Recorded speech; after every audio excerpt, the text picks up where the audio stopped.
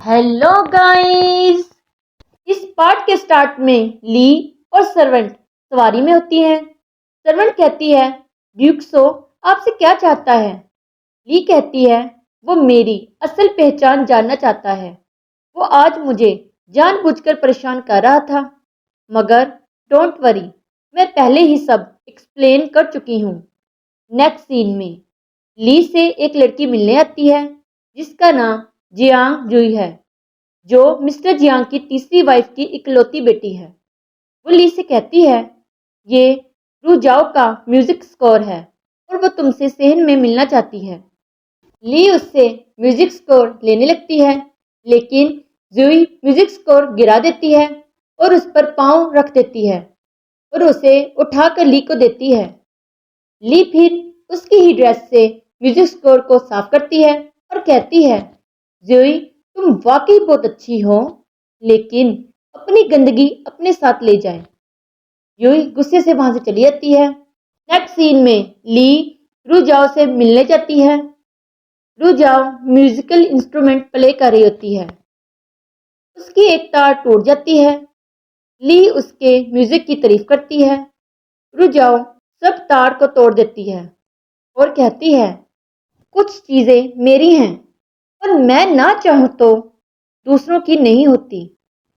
ली कहती है, आप कैसे जानती हैं कि वो दूसरे उन चीजों को लेना चाहेंगे जो आप नहीं चाहती? रुजाओ कहती है, वो चीजें ना लें तो अच्छा ही होगा। ली को वो इवेंट के लिए इनवाइट करती है। ली खुश होती है और वहां से चली जाती है। रुजाओ सर्वेंट से कहती है, मेरी ड्रेस लेकर आओ, कल सब देखेंगे कि जियांग फैमिली की बेटी असल में कैसी दिखती है। नेक्स्ट सीन में मैडम जी और मैडम सन एक साथ होती हैं। मैडम सन कहती है, रुक जाओ, कल के इवेंट के लिए ड्रेसेस ट्राई कर रही है। मैडम जी कहती है, वो कल प्यारी ही लगेगी, उनका कोई मुकाबला नहीं कर सकता। सर्वेंट ली के लिए ब्यूटी सूप पीने के लिए लेकर आती है। ली कहती है, मैं तुम्हारे जाने के बाद इसे पी लूंगी। सर्वेंट वहां से चली जाती है। ली और सर्वेंट सूप को चांदी की नीडल से चेक करती हैं। सूप में कुछ मिलाया होता है। सर्वेंट कहती है, आपको मिस्टर जोआन बाई और मैडम जियांग को कंप्लेन करनी चाहिए, ये सब मैडम जी ने किया है। ली कहती है, ये सब मैडम जी ने मुझे इवेंट पर आने से रोकने के लिए किया है। ली सूप पीने की एक्टिंग करती है और कहती है, कितना टेस्टी है। सर्वेंट रूम के बाहर सुन रही होती है।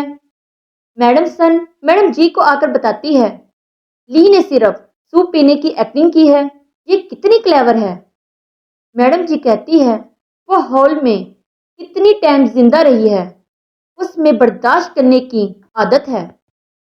अब सेकंड प्लान के लिए जैसा मैंने कहा वैसा ही करो। नेक्स्ट सीन में ड्यूक्सो मिस्टर कुन से इंफॉर्मेशन लेता है। मिस्टर कुन उसे जांग सोंग के बारे में बताता है। ड्यूक्सो जांग सोंग पर नजर रखने और उसे पकड़ने का ऑर्डर देता है। विंजी कहता है, कल जियांग फैमिली में इवेंट है। ड्यूक्सो कहता है, क्या शीन जुरोंग को भी उन्होंने इनवाइट किया है? विंजी कहता है, हाँ। ड्यूक्सो कहता है, इंटरेस्टिंग। नेक्स्ट सीन में मिस्टर जोआन बाई ली को देखने आता है। वो गुस्सा करता है कि ली अभी तक तैयार नहीं हुई। मैडम जी खुश होती है। मिस्टर जोआन बाई और मैडम जी गेस्ट के वेलकम के लिए खड़े होते हैं। टो होंग जो कैपिटल की फेमस एक्ट्रेस है, उनसे मिलती है। फिर चाओ अपने पेरेंट्स के साथ वहां आता है। वो गिफ्ट्स देता है। चाओ की मदर भी मैडम जी के साथ खड़ी हो जाती है। वहां मिसेस लियू भी आ जाती हैं। वो कहती हैं, मैं ली के लिए भी गिफ्ट लेकर आई हूँ। मैडम जी कहती है, उसने पास्ट में जो सहा है उस वजह से मुझे डर है कि वो आज इस इवेंट में आना नहीं चाहती। चाओ की मदर ली की इंसल्ट करते हुए कहती है, उसको जियांग फैमिली के असूलों के बारे में भी नहीं पता। मैडम जी आपको तो उसकी वजह से काफी मुश्किल होगी। मिसेस लियू कहती है, पहले ली को कुछ सिखाया नहीं गया, फिर उसे हॉल भेज दिया गया। उसूलों के बारे में छोड़ो, ये तो हैरत की बात है कि वो वहां से जिंदा वापस आ गई। उसूलों को भूलने की सजा मिलनी चाहिए, लेकिन जो उसको भूल गए थे उनका क्या? मैडम जी कहती है, कोई भी पेरेंट्स अपने बच्चों को तकलीफ में नहीं देखना चाहते। बस मैं खुद 10 साल पहले अपने बच्चे को खोने की वजह से तकलीफ में थी, लेकिन अब उसका बहुत ख्याल रखूंगी। मिसेस लियू वहां से चली जाती है। नेक्स्ट सीन में ली नींद से जगती है तो वो देखती है कि बहुत देर हो गई है। वो सर्वेंट को जगाती है और कहती है, जब हम सो रहे थे तब मैडम जी ने सर्वेंट के जरिए कोई और प्लान बनाया। वो जल्दी से तैयार होने लगती है। मैडम जी के फादर आते हैं और गिफ्ट देते हैं और अपनी फैमिली के फायदे की बातें करना स्टार्ट कर देते हैं। मैडम जी कहती है, ये ऐसी चीज है जिसका फैसला मेरे हस्बैंड चंद अल्फाज में नहीं कर सकते हैं। मिस्टर जोआन बाई कहता है, बस इवेंट के बारे में आप बात करें। वो बहुत गुस्सा करता है। ली और सर्वेंट इवेंट के लिए जल्दी से जाने लगती हैं तो डोर के पास मैडम जी ने दो आदमियों को रखा होता है ताकि वो उनको इवेंट पर जाने ना दे। वो दोनों गुस्सा करती हैं। ड्यूक्सो भी इवेंट पर आ जाता है।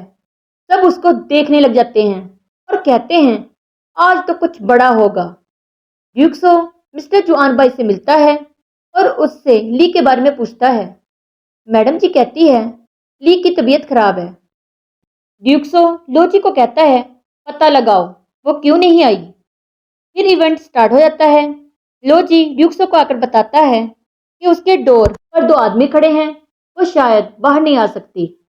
ड्यूक्सो कहता है, मुझे यकीन था, वो डर कर छुपने वालों में से नहीं है। उसे यहाँ आने से रोका जा रहा है। इवेंट में मिस्टर जोआन बाई और मैडम जी अपनी चेयर पर आकर बैठ जाते हैं। फिर रू जाओ को बुलाया जाता है और वो जाओ को देखती है। मैडम जी कस्टम के मुताबिक रू जाओ के हेयर संवारती है और उसे हेयर पिन देती है। इवेंट फिनिश हो जाता है। सब रुझाव की तारीफ करते हैं। आतिशबाजी नहीं होती तो सब देखते हैं, ऐसा क्यों?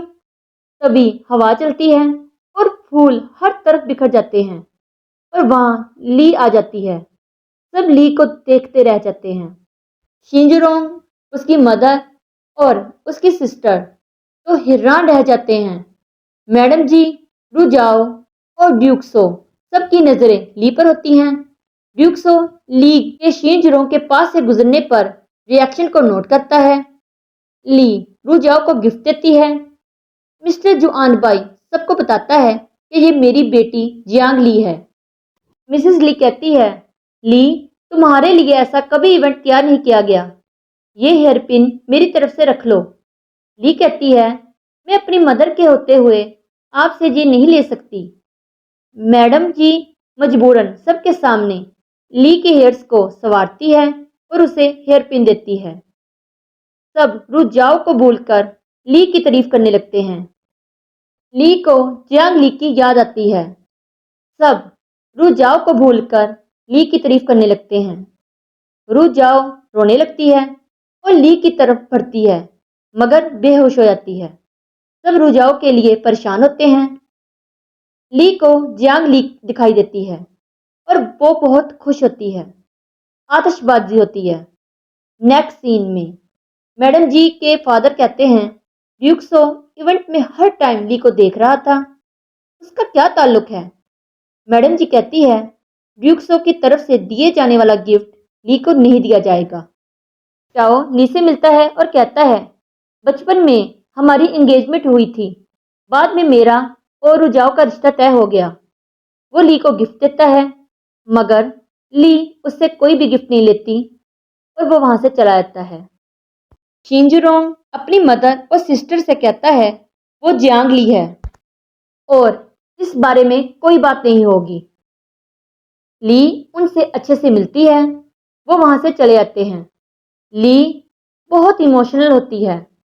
ड्यूक्सो वहां आ जाता है और कहता है, मैंने सोचा था कि मैं इस ड्रामे को याद करूंगा, मगर मुझे ये उम्मीद नहीं थी कि तुम इतनी अच्छी तरह हैंडल करोगी। और स्माइल कर कर कहता है, तुम्हारा कजन, उसका तो क्या ही कहना। फिर दिखाया जाता है ली के भागने में रूही ने उसकी हेल्प की थी। ड्यूक्सो कहता है, तुम्हारा इस फैमिली में शामिल होने का मकसद क्या है? ली कहती है, आप बहुत पर्सनल जा रहे हैं। ड्यूक्सो कहता है, तुम यहाँ मेरी हेल्प के जरिए ही आई हो।